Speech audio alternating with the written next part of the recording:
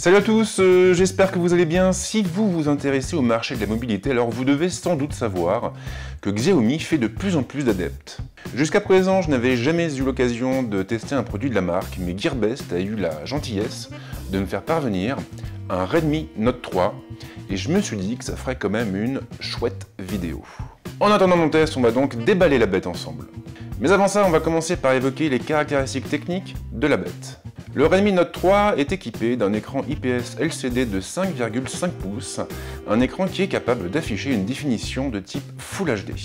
Derrière, nous avons un SoC Helio X10 de Mediatek, couplé à 2 Go ou 3 Go de mémoire vive selon la version. Même chose pour l'espace de stockage qui oscille entre 16 et 32 Go. Dans les deux cas, on aura droit à un port micro SD et on pourra donc étendre la mémoire interne de l'appareil. Le capteur principal affiche une définition de 13 millions de pixels et on a aussi une caméra frontale de 8 millions de pixels. La batterie est dotée d'une capacité de 4000 mAh. En plus de ça, nous avons la 4G, le Wi-Fi et le Bluetooth.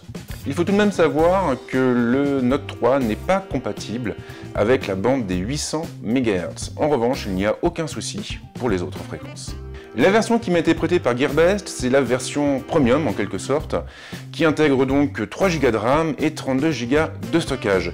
Il faut d'ailleurs savoir que le terminal est proposé autour de 215 $ sur la boutique. Maintenant que les présentations sont faites, on va pouvoir attaquer avec la boîte. Le Redmi Note 3 est livré dans une boîte assez commune avec un visuel de l'appareil devant et quelques caractéristiques techniques à l'arrière. En ouvrant la boîte, on se retrouve face au téléphone, il est très imposant. La documentation est placée en dessous dans une boîte où l'on trouve aussi l'ustensile permettant d'ouvrir la trappe du téléphone. Les accessoires restants sont encore en dessous, on a le câble de synchro et la prise secteur. Le téléphone est effectivement vendu sans kit main libre. À présent, le moment est venu de nous pencher sur le téléphone. Le Redmi Note 3 surprend tout d'abord par son poids. Il est assez lourd et cela n'a rien de surprenant car il est pourvu d'une coque métallique. Ses finitions sont d'ailleurs extrêmement soignées. À l'arrière, on va trouver le module photo, mais aussi un lecteur d'empreintes digitales. Il est censé être extrêmement réactif, mais il faudra attendre mon test pour savoir ce qu'il en est réellement. Les boutons physiques sont tous regroupés sur le flanc droit. De haut en bas, on trouve les boutons du volume et le bouton de mise sous tension. L'écran occupe une bonne partie de la façade et Xiaomi a placé 3 boutons sensitifs en dessous pour accéder aux principales fonctions de navigation de la plateforme. Le connecteur est placé sur la tranche inférieure et il n'est pas centré. La prise casque est de l'autre côté.